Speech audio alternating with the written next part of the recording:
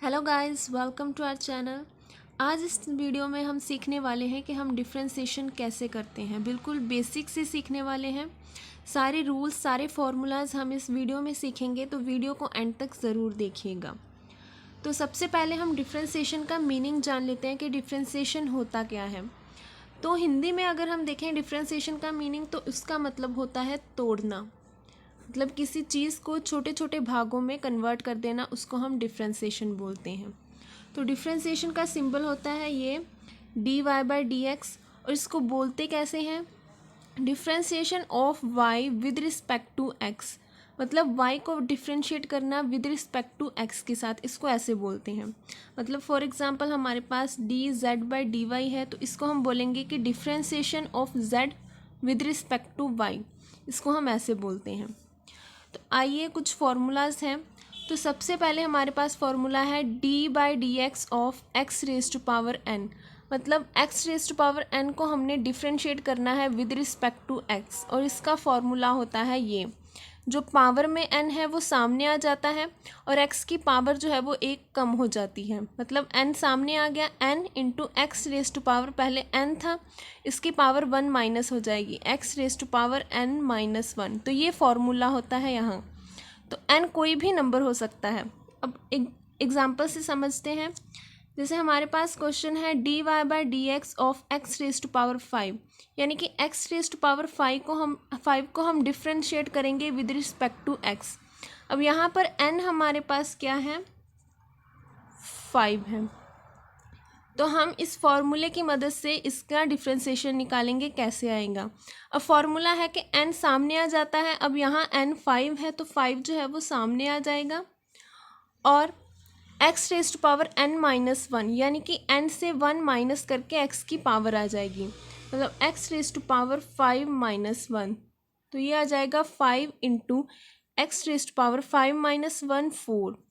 तो ये हमारे पास आंसर हो जाएगा। So dy/dx of x raise to power 5 का आंसर आ गया 5 into x raise to power 4। अब नेक्स्ट हमारे पास क्वेश्चन है dy/dx ऑफ dx, मतलब x को डिफ्रेंशिएट करना विद रिस्पेक्ट टू x। अब यहाँ पर x की पावर क्या है हमारे पास? यहाँ पर 1 है, यानी कि n हमारे पास है 1।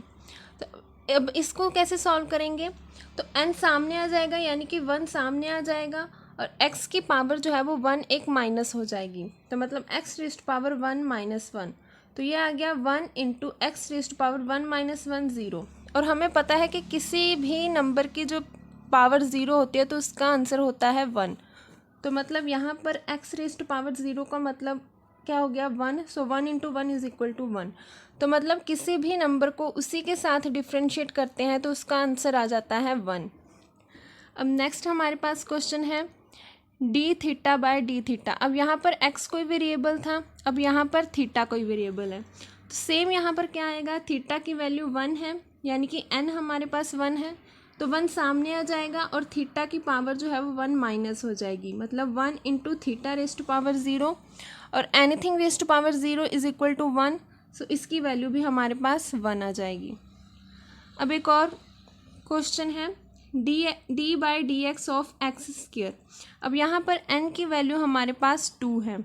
अब यहाँ पर फिर से क्या करेंगे? 2 सामने आ जाएगा, और x की पावर जो है उसमें से 1 माइनस हो जाएगा।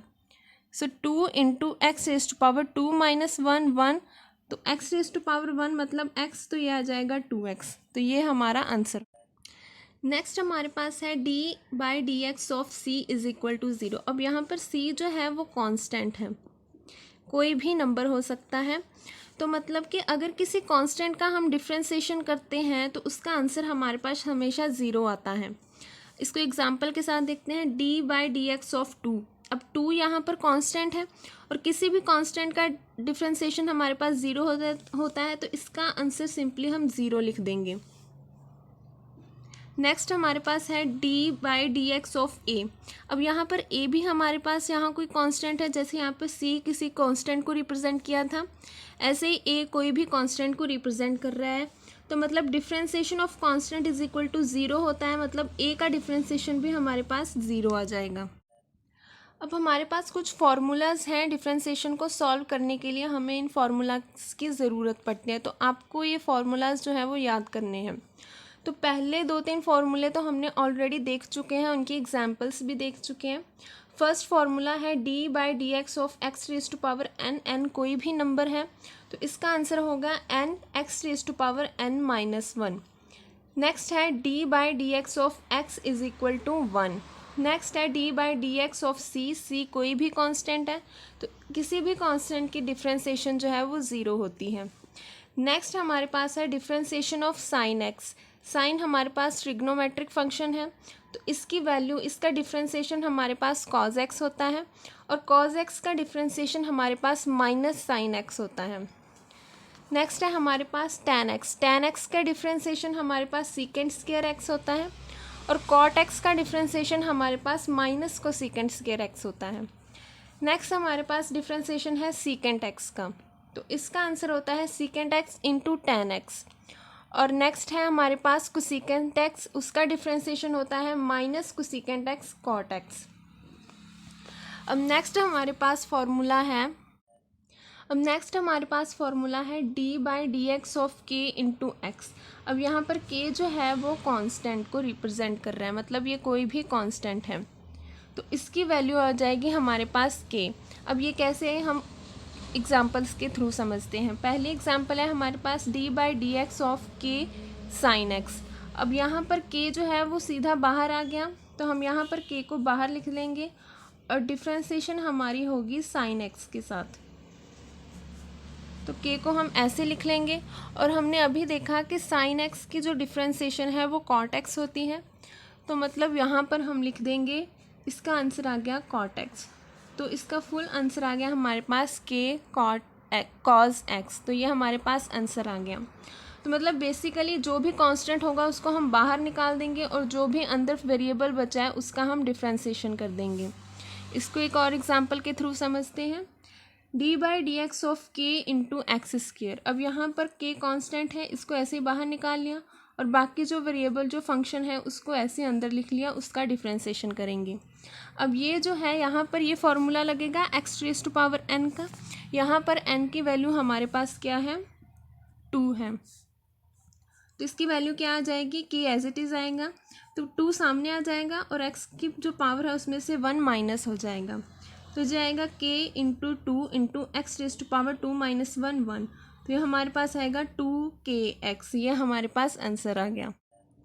नेक्स्ट फार्मूला है हमारे पास d/dx of e raise to power x। Exponential function का डेरिवेटिव जो होता है वो एक्सपोनेंशियल फंक्शन ही होता है। नेक्स्ट है d/dx ऑफ log x, तो इसका आंसर आएगा 1/x। नेक्स्ट है d/dx of a raise to power x। a यहाँ पर कोई कांस्टेंट है और x हमारा वेरिएबल है, तो इसका डिफरेंशिएशन हमारे पास आएगा a raise to power x into log a। Next है d/dx of e raise to power ax, तो इसका डिफरेंशिएशन आएगा a जो है वो साथ में आ जाएगा a into e raise to power ax। Next है d/dx ऑफ √x और इसका आंसर आएगा 1/2 √x। अगर हम देखें कि इसकी वैल्यू 1/2 √x कैसे आई, तो हम इसको सॉल्व भी कर सकते हैं। जैसे √x तो मतलब कि x की पावर जो है वो 1/2 है, तो यहाँ पर हम d/dx raise to power n वाला फार्मूला लगा सकते हैं जो होता है n into x raise to power n-1। अब यहाँ पर n हमारे पास 1/2 है, तो इसकी वैल्यू आ जाएगी 1/2 into x raise to power 1/2 minus 1।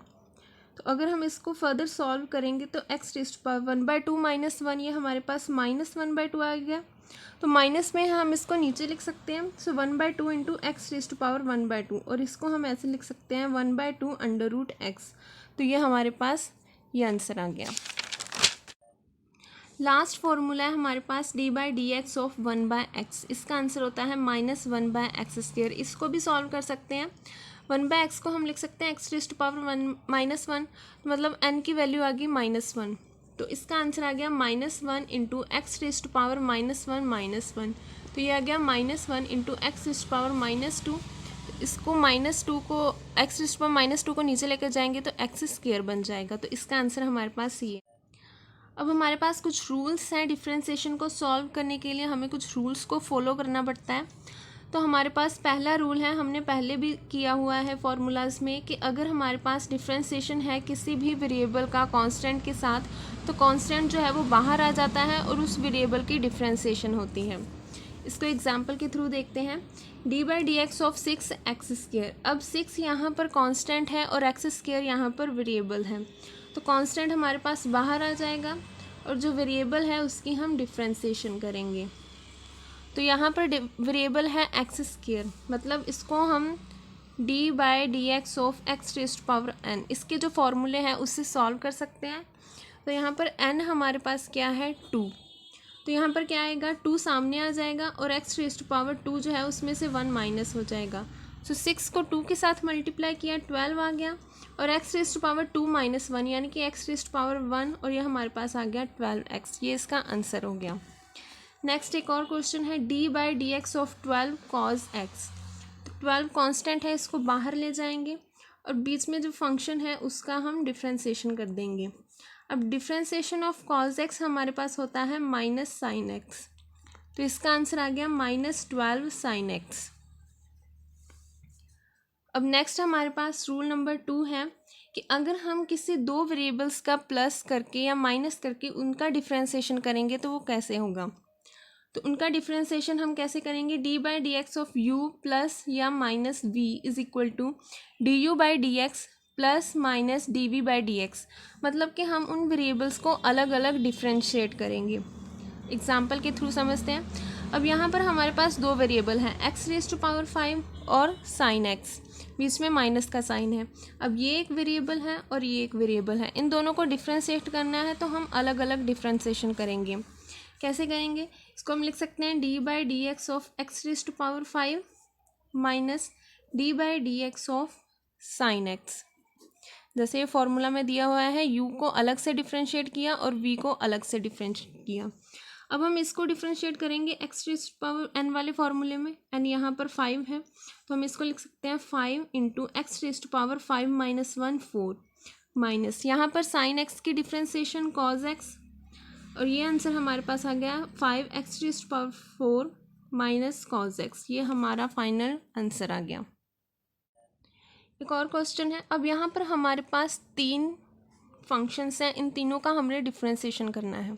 तो कैसे करेंगे, हम इनको अलग अलग डिफ्रेंशिएट करेंगे। d/dx of x² plus d/dx of 3x plus d/dx of 2। अब इनको डिफ्रेंशिएट करेंगे। फर्स्ट फंक्शन है x², इसको x⁵n वाले फॉर्मूले से करेंगे। n यहाँ पर 2 है तो इसका आंसर आ जाएगा 2 इंटू x⁵2 माइनस 1 तो x की पावर 1 आएगी, तो हमारे पास इसका आंसर आ गया 2x प्लस। अब यहाँ पर 3 कांस्टेंट है तो 3 को बाहर ले लेंगे और अंदर बच गया dx/dx और उसका आंसर होता है 1 प्लस। अब d/dx ऑफ 2 हमारे पास कांस्टेंट है और हमने देखा था कि किसी भी कांस्टेंट का डिफ्रेंशिएशन जो होता है वो हमेशा 0 होता है। तो इस पूरे फंक्शंस का डिफ्रेंशिएशन है जो हमारे पास आ गया 2x प्लस 3। एक और क्वेश्चन है इसका, d/dx of cos x plus log x plus e⁻x। यहाँ पर अगेन 3 फंक्शंस हैं, इनका डिफ्रेंशिएशन भी हम जब करेंगे तो इनको अलग अलग सॉल्व करेंगे। d/dx of cos x plus d/dx of log x plus d/dx of e⁻x। अब cos x का डिफ्रेंशिएशन हमें पता है माइनस sin x होता है, और log x का डिफ्रेंशिएशन होता है वो 1/x होता है, और e⁻x का डिफ्रेंशिएशन जो होता है वो e⁻x ही होता है। तो ये हमारे पास फाइनल आंसर आ गया। अब हमारे पास थर्ड रूल है d/dx of u into v, मतलब किसी भी दो वेरिएबल्स की अगर मल्टीप्लिकेशन हो तो उसका डिफ्रेंशिएशन हम कैसे निकालेंगे। तो इसका डिफ्रेंशिएशन हम निकालेंगे कि फर्स्ट वेरिएबल जो है उसको हम ऐसे ही रहने देंगे और दूसरे वेरिएबल का डिफ्रेंशिएशन करेंगे, फिर प्लस कर देंगे और फिर जो दूसरा वेरिएबल है उसको एज इट इज़ रखेंगे और पहले वेरिएबल का डिफ्रेंशिएशन करेंगे। इसको हम एग्जांपल के थ्रू समझते हैं। d/dx of x into sine x. अब यहाँ पर x जो है वो u है और साइन x जो है वो v है, मतलब u और v का मल्टीप्लिकेशन है, दो फंक्शंस का मल्टीप्लिकेशन है, तो इसका हम डिफ्रेंशिएशन कैसे करेंगे। तो जैसे हमें रूल्स में बताया गया है कि फर्स्ट फंक्शन जो है वो एज इट इज़ रखेंगे, मतलब x एज इट इज़ रखेंगे, और दूसरे फंक्शन का डिफ्रेंशिएशन करेंगे, मतलब sin x का हम डिफ्रेंशिएशन करेंगे, फिर हम प्लस कर देंगे, फिर दूसरा वेरिएबल जो है, दूसरा फंक्शन जो है वो उसको एज इट इज़ रखेंगे, मतलब sin x को एज इट इज़ रखेंगे, और फर्स्ट फंक्शन जो है उसका डिफ्रेंशिएशन करेंगे, मतलब हम x का डिफ्रेंशिएशन करेंगे। अब हम इसको फर्दर सॉल्व करते हैं, x एज इट इज़। अब sin x का डिफ्रेंशिएशन हमें पता है cos x होता है, प्लस sin x, और x का differentiation with respect to x हमें पता है 1 होता है, तो इसका फाइनल आंसर आ गया x cos x plus sin x। तो ऐसे हम किसी दो फंक्शंस का जो मल्टीप्लिकेशन में है उनका डिफ्रेंशिएशन कर सकते हैं। इसके रिलेटेड एक और क्वेश्चन देखते हैं। यहाँ पर अगेन दो फंक्शंस हैं, एक u फंक्शन है, एक v फंक्शन है, इन दोनों की मल्टीप्लिकेशन दी हुई है, इनका हम डिफ्रेंशिएशन करेंगे। तो जैसे हमें रूल में बताया है, first function as it is और दूसरे का डिफ्रेंशिएशन करेंगे, मतलब cos x का डिफ्रेंशिएशन करेंगे, प्लस दूसरा फंक्शन एज इट इज़ और फर्स्ट फंक्शन का हम डिफ्रेंशिएशन करेंगे।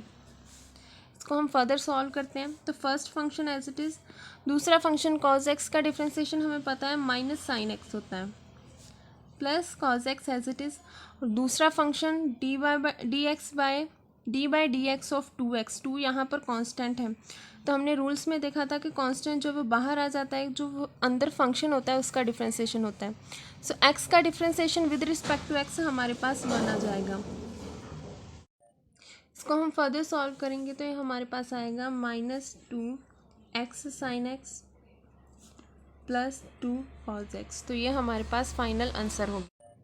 अब हमारे पास लास्ट रूल है d by d x of u by v, मतलब किसी दो वेरिएबल्स का, किसी दो फंक्शंस का हमारे पास डिवीज़न दिया हो तो उसका डिफ्रेंशिएशन हम कैसे करते हैं। तो इसका डिफ्रेंशिएशन हम करते हैं कि जो नीचे वाला फंक्शन है उसको एज इट इज़ रखते हैं, और जो ऊपर वाला फंक्शन है उसका हम डिफ्रेंशिएशन करते हैं, फिर माइनस करते हैं, और जो ऊपर वाला फंक्शन है उसको एज इट इज़ रखते हैं, और जो नीचे वाला फंक्शन है उसका डिफ्रेंशिएशन करते हैं, ओवर जो नीचे वाला फंक्शन है उसका स्क्वायर करते हैं, मतलब d by d x of u by v is equal to v into d u by d x minus u into d v by d x over v square. इसको हम example के साथ देखते हैं।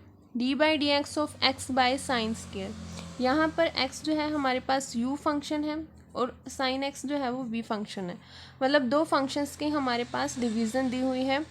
इसका हम डिफ्रेंशिएशन कैसे करते हैं, इस फॉर्मूले के साथ, इस रूल के साथ। तो जो नीचे वाला फंक्शन है साइन एक्स उसको हम एज इट इज़ रखेंगे, और जो ऊपर वाला फंक्शन है यू यानी कि एक्स, इसका हम डिफ्रेंशिएशन करते हैं, फिर माइनस, फिर जो ऊपर वाला फंक्शन है उसको एज इट इज़ रखते हैं और नीचे वाले फंक्शन का हम डिफ्रेंशिएशन करते हैं, और फिर इस पूरे को हम नीचे वाले फंक्शन का जो है स्क्वायर के साथ डिवाइड करते हैं। अब इसको फर्दर सॉल्व करेंगे, साइन एक्स जो है वो एज इट इज़ रहेगा, और एक्स का differentiation with respect to X हमें पता है 1 होता है, minus X as it is, और साइन एक्स का डिफ्रेंशिएशन हमने देखा था कॉज एक्स होता है, ओवर साइन एक्स का होल स्क्वायर। तो ये हमारे पास आंसर आ जाएगा sine X minus X cos X over sine X square. तो ये हमारे पास फोर्थ रूल था।